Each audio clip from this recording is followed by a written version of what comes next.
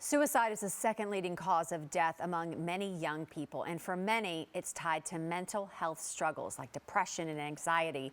It is a tough topic, but one that we do need to talk about. So what can parents do? We're joined by Melanie Balestra, a longtime pediatric nurse practitioner and attorney, to help us understand the signs and how to step in before it's too late. I mean, first of all, how do we recognize the signs and symptoms of mental illness? Okay, it can be a variety of signs. You can have a child that is extremely shy, that is withdrawn, that just doesn't want to interact with people. Uh, you can have the child can be very almost more outgoing than normal, so you can have it from one extreme to another. You can have one of the things that you see is cutting. A child starts cutting themselves, which indicates they're doing that. It's a pain type thing, that they feel better when they cut themselves because internally they're having so much pain. You can have a post-traumatic distress syndrome if something's happened in that child's life, either earlier, that really kind of set them off, and they're still having trouble dealing with it. Substance abuse, if the child is starting to use anything from marijuana to hard drugs at a young age.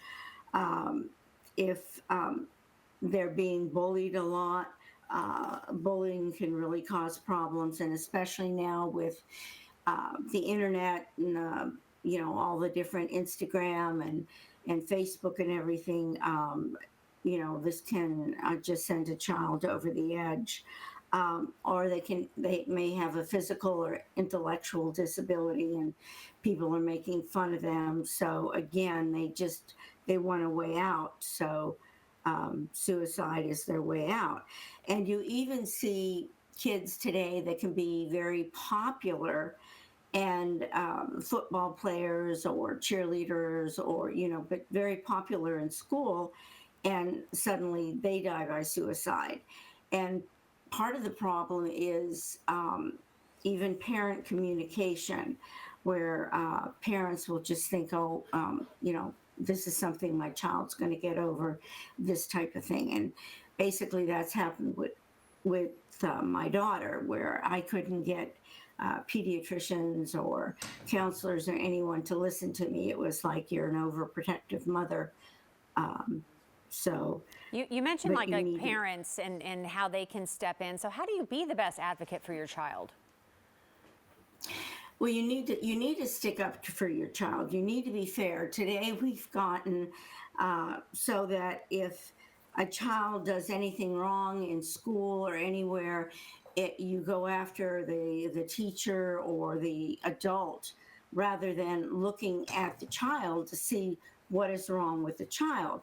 Now, on the opposite end is if you have a child that's coming home that doesn't want to participate in anything, or the child, another symptom, they just don't want to get up in the morning, they don't want to go to school. You need to sit down and talk with the child and let the child know there is nothing wrong with being depressed or having problems. And if the child won't open up to you, then get a counselor. And when you're going to counseling, you can have the child go to counselor, but you should also go to counseling sessions with that child, whether it be a single family or a multifamily.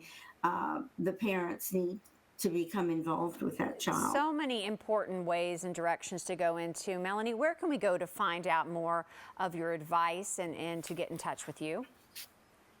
Okay, I have a website, melaniebalestra.com, or you can email me at melaniebalestra@gmail.com. Such an important discussion, Melanie. Thank you for taking the time today. You're quite welcome. Thank you for having me.